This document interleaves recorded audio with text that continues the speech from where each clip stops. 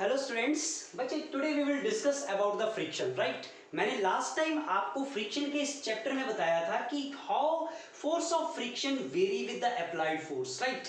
It is very very important and very simple explanation that is in front of you and I hope you people understood last time, right. Thank you. Now see carefully, जब आप इस friction को study करेंगे, या मेरा motive क्या था इसको स्टडी करने का, मेरा इस ग्राफ को स्टडी करने का सिंपल सा मोटिव था कि फोर्स ऑफ फ्रिक्शन में डिफरेंट डिफरेंट वैल्यूज कैसे आएंगी।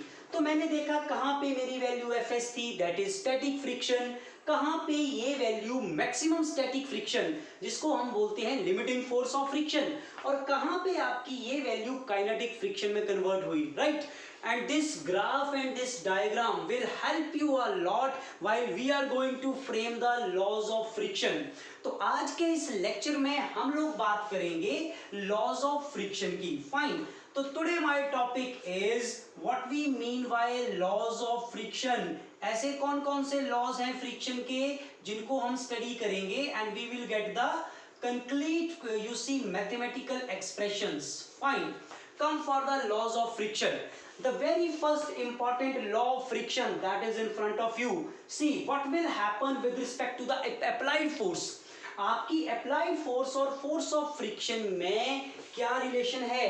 The force of friction is always in a direction opposite to the applied force. That is known as first law of friction. I hope you understood. Applied force आप लगाएंगे forward direction में, लेकिन आपका force of friction कौन सी direction में होगा? It is always in a direction opposite, right. This is first law for the friction. Come to the second rule. Second rule of friction is, आप ये देखिए जो सेकंड बॉडी है that is falling over the surface of first body, right.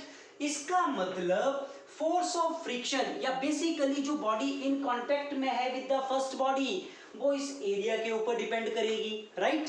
तो आपका friction हमेशा किसके ऊपर डिपेंड करेगा? The types of the surface, किस तरह का सरफेस आपने चूज करा, राइट। अगर सरफेस स्लिपरी है तो फोर्स ऑफ फ्रिक्शन वहां पे कम होगा, right. And if the surface is rough then force of friction is more, क्योंकि स्लिपरी सरफेस पे हम लोग स्लिप कर जाते हैं, why? Due to the deficiency of the friction. लेकिन अगर सरफेस रफ है तो it require a force for the movement. इसका मतलब ये हुआ rough surface always offering more force of friction. This is second rule. Come to the third rule. अब ये थर्ड रूल के अकॉर्डिंग आप देखिए इस बॉडी की कोई ना कोई शेप है। You people are looking for the shape, right, and this shape is due to weight. Fine. लेकिन ये वेट इसको बैलेंस कौन कर रहा? इसको बैलेंस कर रहा है नॉर्मल रिएक्शन। फाइन। तो अगर मेरी बॉडी का एरिया सेम है, एरिया का मतलब जितना आपकी बॉडी ने स्पेस ऑक्युपाई करा दैट एरिया इज सेम, इसका मतलब बॉडी का सेम वेट रहेगा, और अगर वेट सेम रहेगा तो बॉडी के ऊपर नॉर्मल रिएक्शन भी सेम रहेगी। तो what I want to say, according to my third rule, the force of friction is directly proportional to normal reaction. बच्चे आपका force of friction normal reaction के डायरेक्टली प्रोपोर्शनल होगा, लेकिन कब?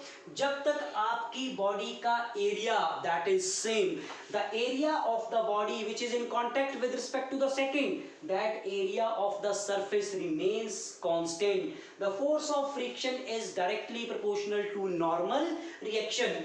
अब इसी स्टेटमेंट को मैं ब्रेक करूंगा टू कंसेक्टिव स्टेटमेंट्स में। Why? In my case from the graph I have seen my first force of friction is static force of friction. This limiting force of friction is also an example of static friction, and the second type is kinetic force of friction. It means what I can write?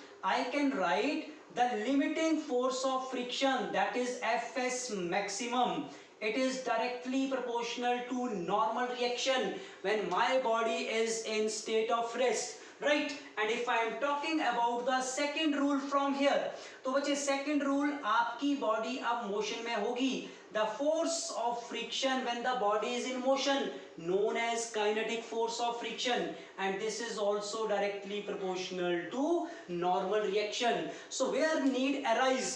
I am going to utilize these two statements and which are coming from this statement. Force of friction is directly proportional to the normal reaction. Fine. Force of friction surface की choice के ऊपर भी depend करता है. So these are certain rules which are required for studying the friction, and you people are looking these rules from here only. Why I defined this rule? This rule will help you to evaluate how we can get the coefficient of static friction and coefficient of kinetic friction. Fine? Any problem till here? Okay, good. If no problem till here, then today we are going to talk about coefficient of static friction and coefficient of kinetic friction. So see carefully. I am going to first one. What we mean by coefficient of static friction? हम लोग बच्चे इसको कैसे evaluate करेंगे? Coefficient of static friction, right? अब मैं आपको एक चीज यहाँ पे क्लियर कर दूं, स्टैटिक का मतलब क्या है? What do you mean by static? ये जो स्टैटिक टर्म मैंने यूज करी, मैंने कई बार आपको बता दिया कि स्टैटिक किसको बोलते हैं. आप लोग बैठे हैं अभी कौन सी पोजीशन में हैं? In the position of rest. It means in a state of rest. तो जो भी फ्रिक्शन आपकी बॉडी आप सरफेस से ऑफर ले मतलब लेगी, उस फ्रिक्शन को क्या नाम देंगे? Static friction. Fine, very interesting it is. Coefficient of static friction. So I know from the laws of friction what? The force, or you can say the limiting force of friction, that is Fs maximum. It is directly proportional to normal reaction. अभी थोड़ी देर पहले मैंने आपको laws of friction बताई, तो ये था मेरे पास laws of friction. That is force of friction is directly proportional to normal reaction. लेकिन बेटा यहाँ कौन से फ्रिक्शन की बात हो रही है? Static friction. So Fs maximum, limiting force of friction is directly proportional to normal reaction. You people know better. जब भी आप इस proportionality sign को हटाएंगे, there is always a constant. So Fs maximum in this case, that is equal to constant of proportionality is mu s.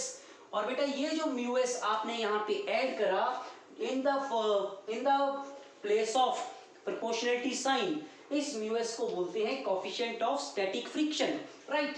So it means this is my coefficient of static friction. So whenever I am solving this for the coefficient of static friction, what formula I am getting?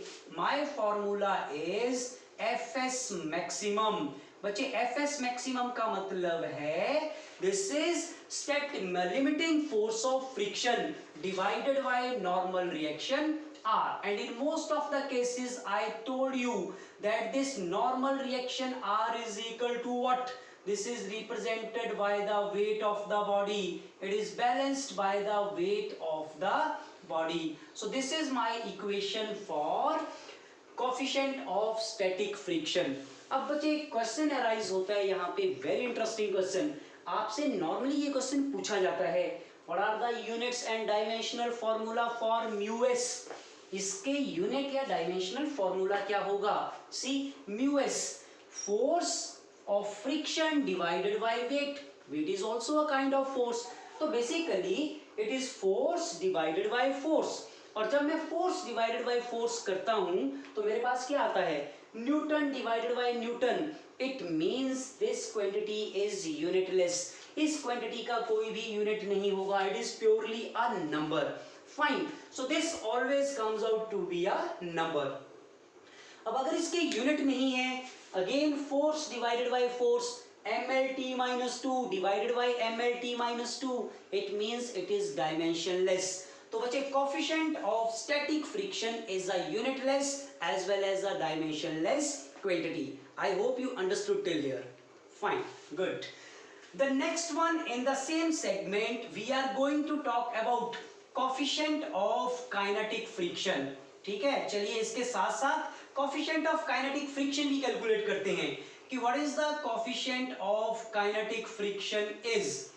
तो बेटे जब हम kinetic friction की बात करेंगे, in the coefficient of kinetic friction, again laws of friction, you know, I simply just want to ask the statement, what do you mean by the laws of friction? तो आप लोग क्या बोलेंगे? आप लोग बोलेंगे force of friction is directly proportional to normal reaction provided area of the body remains constant. Fine. लेकिन यहाँ बात हो रही काइनेटिक फ्रिक्शन की, तो जो फोर्स ऑफ फ्रिक्शन है उसको कन्वर्ट किस में कर देंगे, kinetic force of friction. So this kinetic force of friction is directly proportional to normal reaction, right? Simply we need to change this. अगर static friction की बात करी थी तो इसको मैंने बोला Fs maximum या Fs, लेकिन अब kinetic friction की बात कर रहा हूं तो ये हो जाएगा Fk. Fine. तो whenever I am solving this Fk is equal to, बेटे प्रोपोर्शनलिटी साइन हटाओ, वहां पे coefficient of kinetic friction introduce कर दो. So this is coefficient of kinetic friction multiplied by r, and while you are solving this then coefficient of kinetic friction is equal to kinetic force of friction divided by normal reaction. And 1000 times I told you normal reaction is balanced by the weight of the body, that is mg. It means this is the formula for the coefficient of kinetic friction. So today what we discussed? Today we discussed number 1, friction. What are the laws of friction? Fine, I hope you understood that. On the basis of laws of friction, I simply explained you number 1, coefficient of static friction. This coefficient of static friction I have written Fs maximum divided by mg, and coefficient of kinetic friction Fk divided by mg. And along with that I told you कि these coefficient of static as well as kinetic friction, they are unitless as well as dimensionless. Fine. So this is a simple explanation I made you related to the friction. Is it fine? Good. In the next lecture we will talk about what is the angle of repose and what is the angle of friction. So till time you just go through this video, see it, and if you have any query please have a comment in the comment box. Thank you very much.